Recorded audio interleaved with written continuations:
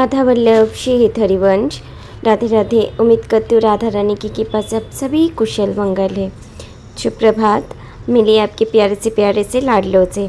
सुबह हो गए हैं और सबसे पहले जो नित्य कर्म रहते हैं वो करके मैं आ गई हूँ स्नान श्रृंगार करके हमारे प्यारे प्यारे बच्चों के साथ थोड़ा समय बिताने के लिए। पता है आपको, जैसे ही सुबह आती हूँ और सबसे पहले जब मैं खिड़की के पास आती हूँ ना, एक अलग ही अनुभूति होते हैं। वो अनुभूति हर भक्त की तरफ से होते हैं। जैसे हमारे सूर्य देव थोड़ा सा दर्शन के लिए लालित रहते हैं, हवा भी इतना मंद मंद मुस्कुराते हैं, एक बार दर्शन दीजिए। इसलिए आके सबसे पहला मेरा जो काम रहता है वो है खिड़की को खोल के सबको दर्शन कराना अपना प्यारे ठाकुर जी के।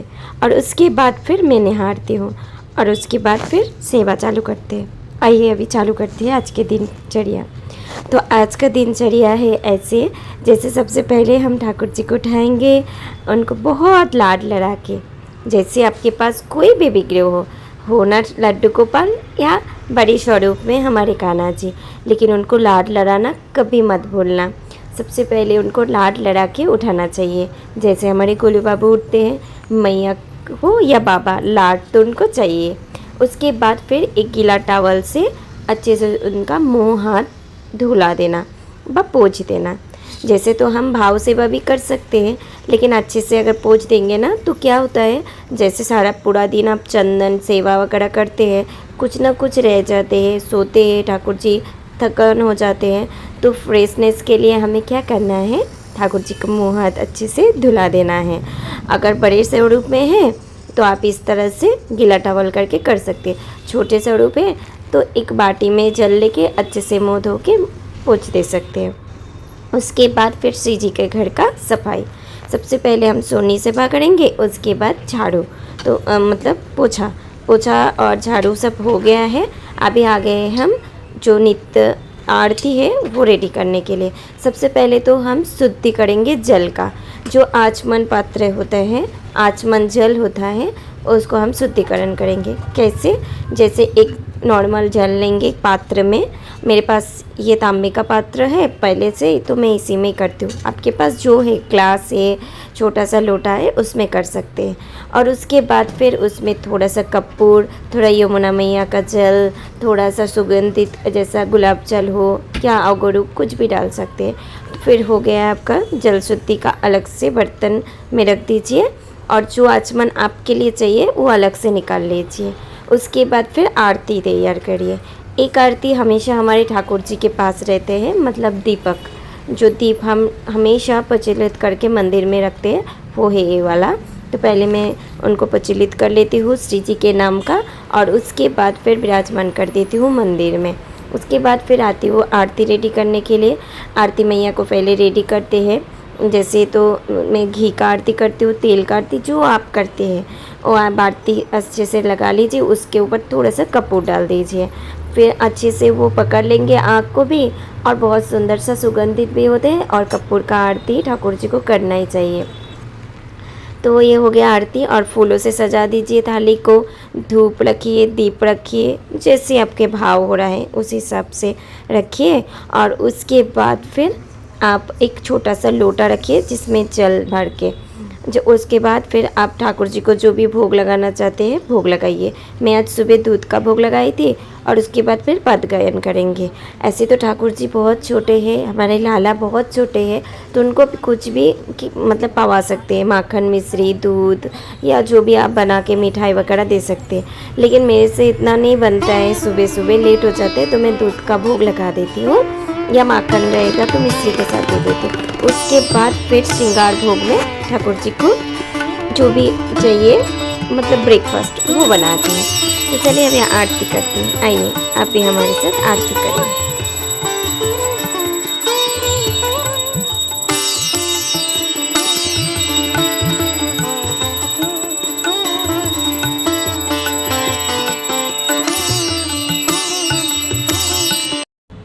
नमो नमो गुरु कृपा निधान, नमो नमो गुरु कृपा निधान। असरन शरण दया करुणा निधि।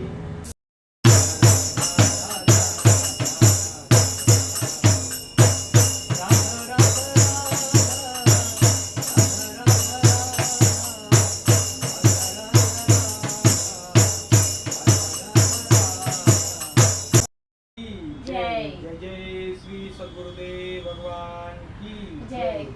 जय जय श्री जमुना रस रानी की जय। जय जय श्री वृंदावन धाम की जय। हरिवंश।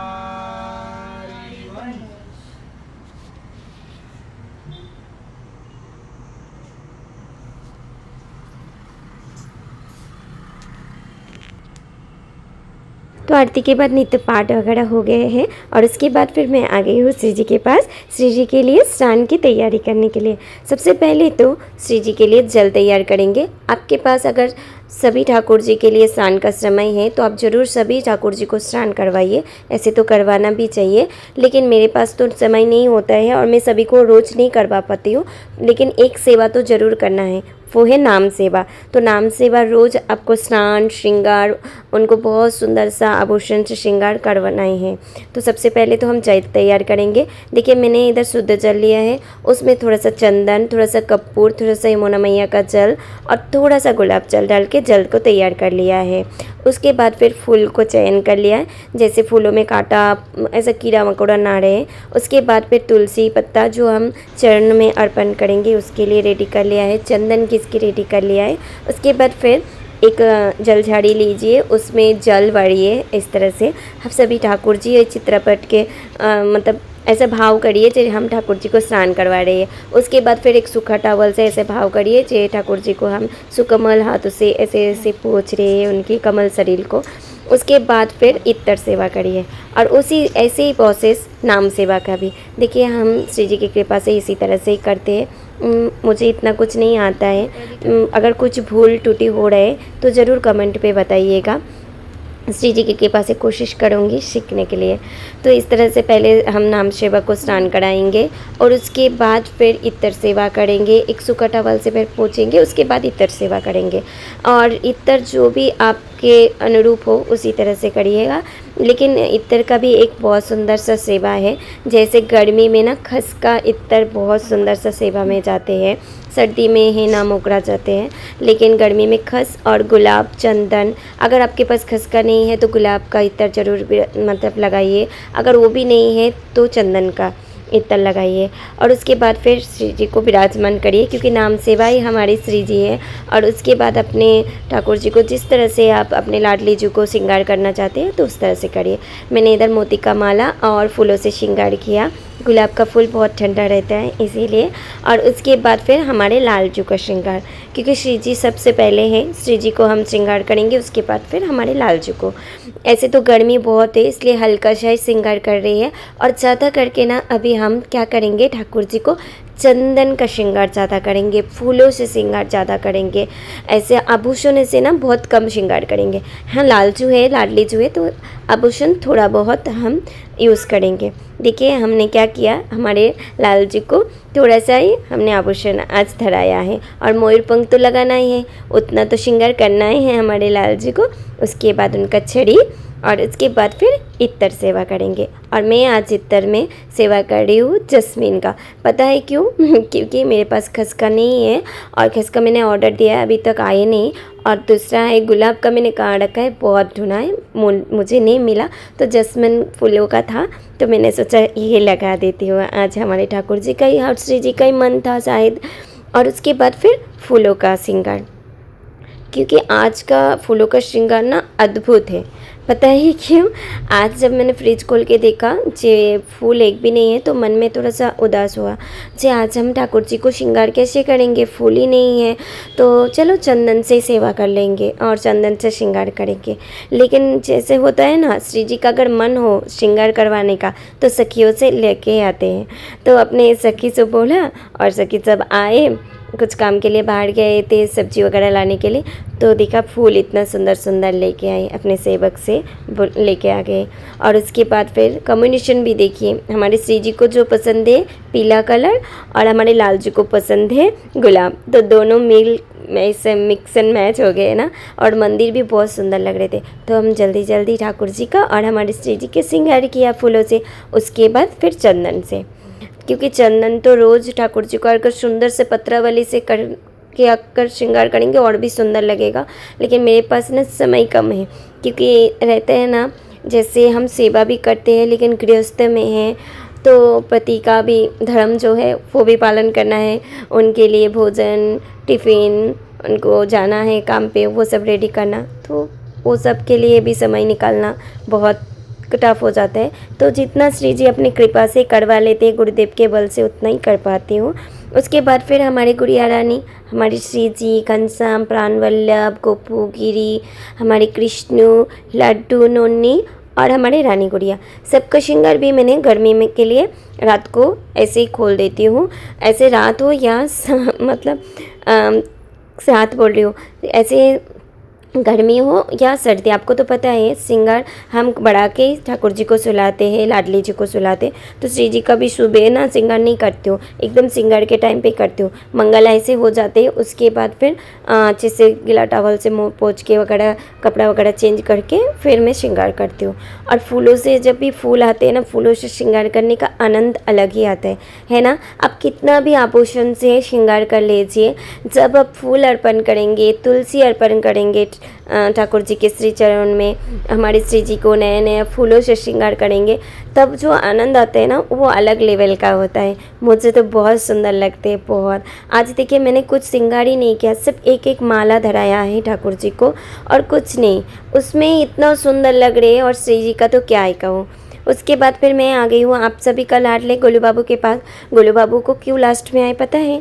सभी को फूल दे के हो जाते हैं, और उसके बाद जितना फूल बचते हैं वो गोलू बाबू को जाते हैं। जैसे कुछ मैंने केशव के लिए, रमन के लिए, नंद बाबू और कुंज के लिए गिन के रख दिया, और उसके बाद जो भी बचा वो हमारे गोलू बाबू के लिए, क्योंकि गोलू बाबू को हाथों में चाहिए, पैरों में दो दो चाहिए भाई, क्योंकि वो फूलों से बहुत खुश हो जाते हैं। तो हम फूलों का अर्पण करते हैं। उसके बाद फिर श्रृंगार धूप आरती। और आज मैंने भोग में क्या लगाया था पता है आप सभी को? गर्मी का मीठा मीठा फल क्या है? मैंगो। तो आम का भोग लग गए हैं। बाद में मैं प्रसाद आपको दर्शन कराती हूँ। आइए दर्शन करिए, प्रेम से बोलिए श्री राधे। अगर वीडियो अच्छा लगे तो लाइक शेयर ज़रूर करना, और हो सके तो कमेंट पे बताना। अगर आपको कोई भी भूल टूटी अगर लगे वो भी मुझे बताना, मैं कोशिश करूँगी उसको सुधार के श्री जी की कृपा से और भी नया करके, नया से श्री जी को निहारने का, नया से श्री जी को देखने का और नए से सेवा करने का। सेहत हरिवंश, खुश रहिए, आनंदित रहिए। श्री जी की कृपा हमेशा आप सभी के ऊपर बरसती रहिए। जय जय श्री वृंदावन धाम की जय।